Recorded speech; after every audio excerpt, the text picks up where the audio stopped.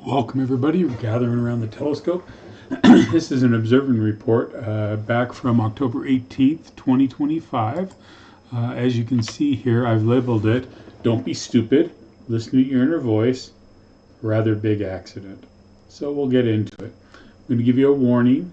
If stitches and blood make you feel not so well, don't go to the bottom of this post. You may even want to avoid this if you want, if it makes you keep queasy or anything. So way back in October, I went out to Topview for a quick evening of observing. It was on a Saturday, the 18th.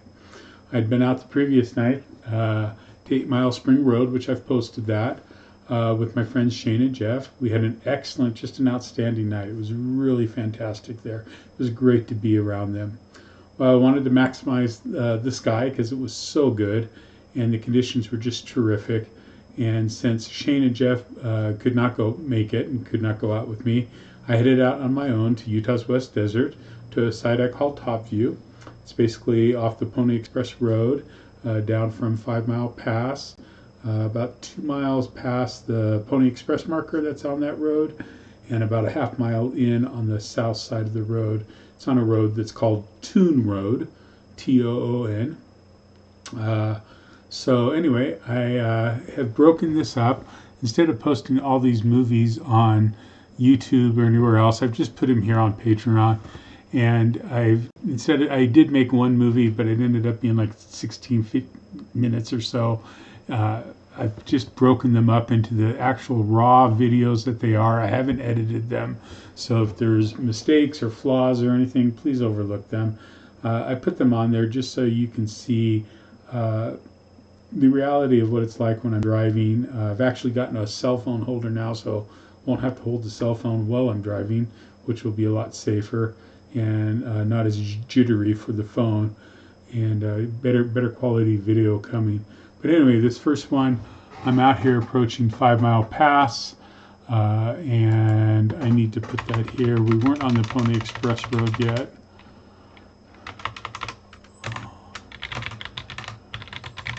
Into 5 Mile Pass.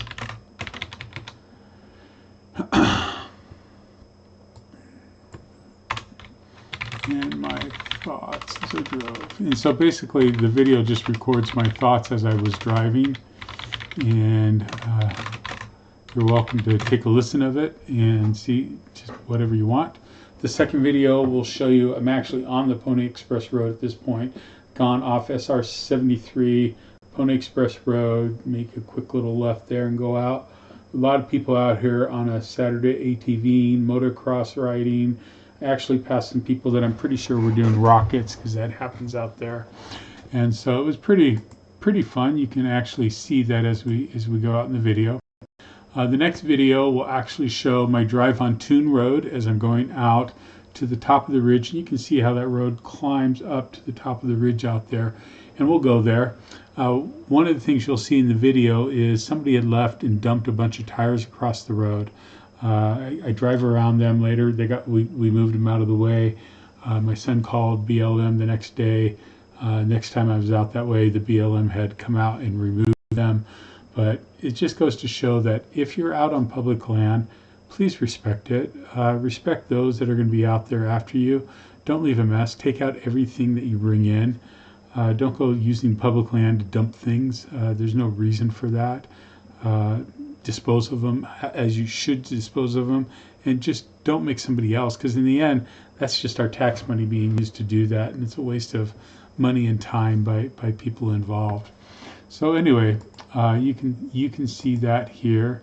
You can actually see Toon Road. Here's a picture when I got out to the site. This is looking south. You can see how beautiful the sky was that night. It was just gorgeous. Not a cloud to be seen. Transparency was excellent. Scene was very good. It was just going to be a beautiful night. The next video shows you the 17.5-inch Dobsonian telescope. I call it Starcatcher. It's collimated. It's ready to go. I also show you how, not in the winter months, but how in spring, summer, fall, just lower the windows on my Ascent and go in through the windows to get what I need out of the car during the observing session. Not opening doors or anything, even though I've put the red LEDs in. they're still pretty bright. If I can avoid getting into the car, I prefer to do that. So here you can watch that video. It's just 47 seconds. This video shows my setup table. You can see I use a little case. I keep my eyepieces out there. I'm going to have something new coming that will help me to actually do that a little bit better. And in the winter, keep them a little bit more secure, more warm. I can put a hand warmer in there, and anyway, it'll just be better. You can see my sketching tablet. You can see my observing list, the iPad I use for Sky Safari with film over it, and then I always have, there's my SQML. I always have a big white flashlight that goes very bright, just in case I need it. And then my two red flashlights there that I use. Here's a picture of Starcatcher looking to the south-southeast as sunset's starting to fall.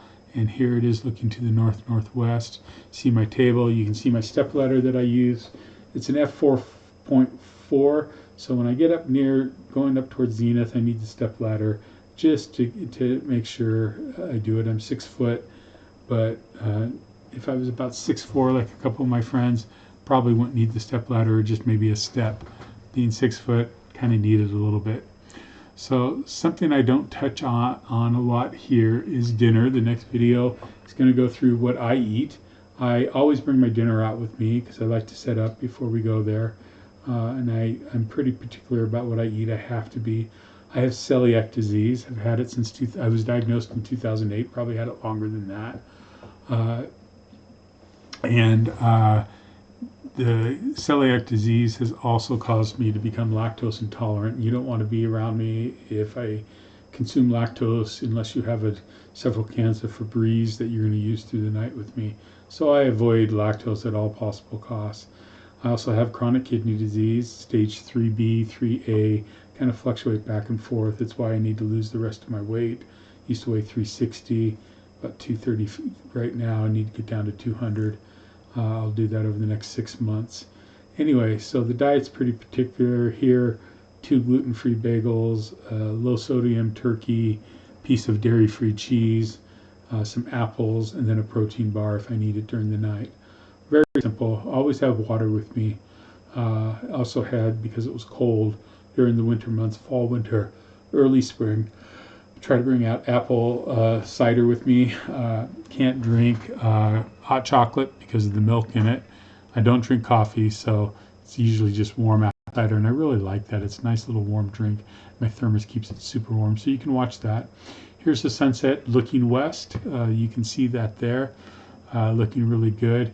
Here is a beautiful shot of Starcatcher with the western sunset in the background. Love that picture, love that. Here it is again. Twilight's falling. Probably should have straightened the picture a little bit. It's looking south, and then there's a western view. You can see here twilight's falling. This is what I call magic hour. Not quite dark enough to observe yet, but it's a wonderful time. It's so peaceful, so quiet. The next video I actually got out 2 days after this, and we'll talk about that at the end. But a video of this time and just how quiet and peaceful it is out in the desert. You can see Arcturus in the top and Venus at the bottom in this image, and you can see 2 lights from the train tracks that are in the far distance there. They fade off later in the evening. They never disturb me when I'm out there observing. Well, after sunset fell, here we were. I was ready to go, and I began observing, and I noticed that the balance was off on Starcatcher. I had an extra counterweight, and my counterweights are PCP pipes. You'll see them in the next posting that I do tomorrow, with end caps filled with lead or BBs, and usually BBs. And I attached them. At this time, I was doing it with black zip ties. I've changed that to Velcro zip ties, and you'll see why in a little bit. As I was looking at this, I had put on an extra counterweight and it was attached with those black zip ties. The counterweight needed to come off just because it was too much extra weight. The scope wasn't balanced. And the wire cutters I usually use to cut the zip ties were in the back of the Ascent. In the back of the Ascent, if you lift up the back trunk will raise. There's a little thing, if you lift it up, there's a little compartment down in there. And keep a bunch of tools in there. That's where the wire cutters were. And anyway, I decided, unfortunately, that I was going to not get the wire cutters. I had a hunting knife about that long, and I was going to use the hunting knife instead of the wire cutters. It'd be quicker. I wouldn't lose any dark adaptation. I'd be able to begin observing more readily and more quickly, and I just felt it was a better way to go about doing this. And as I did that, and those who know me very well know that when I have this happen, I need to listen to it, and I know that. That little voice went off in my head and said, "Don't do it. You're going to cut yourself. Go get the wire cutters." Well, being the guy I am, I just kind of ignored that little voice, and I didn't listen to it. Nope, didn't. I went with a red light. I cut the first 2 zip ties really easy. I went to cut the third, and when I cut the third, I did 2 things wrong. I cut toward myself and not away, and I kind of looked away for a second. The knife slipped off the cut and knife slipped, went right off the cut into my hand. You can kind of, I don't know if you can see the scar on my thumb here. A little bit. It's right there. So I'll have a picture of it later. Knife went pretty deep, went in about that far, and immediately I dropped the knife. Blood started going all over, squirting all over, and I had a couple clean towels. I grabbed one out of the back of the car, compressed it on, and instantly didn't feel dizzy or anything. Blood just doesn't get to me that way. But the cloth soaked up really good, so I grabbed the second cloth and put it on. As the pressure continued to apply, I could tell the bleeding was slowly starting to stop with the pressure and the cloth on it. I instantly tried to call my wife. It went to her voicemail. I then tried to call my 31-year-old son, Nathan. It went to voicemail. He was out with friends at that time. They were playing some games or something. And anyway, so then I tried my wife again, went to voicemail. So Shane didn't come out with me that night. He was spending the evening with his wife and his boys. And I called him, and to their credit, instantly his wife ran and grabbed their emergency kit, which I now have one in my car. And Shane instantly got ready and came out. It was about 50 minute drive out at this time of night from where we live, so I knew I had to wait for a while. Called my son again, got a hold of him. I told him what had happened, told him I'd need him to come out. He's observed with me in the past. He knows the equipment, knows how to load it in my car. Told him I'd need him to load and take my car home. Try to get his mom to come out. I'd need to be going. It was serious enough. I needed to go to an emergency room. I knew that. So as I sat there waiting, I could feel the blood stop. I actually would look at the wound. The wound was about 1/8 of an inch wide, and like I said, it's about maybe 3/4 of an inch long. It was a good wound, and I'd take the cloth off. I could see it would stop bleeding. I'd press it down, slowly start to begin again. So I just kept the pressure on it. Finally got a hold of my wife. Told her what had happened. She was instantly going to come out.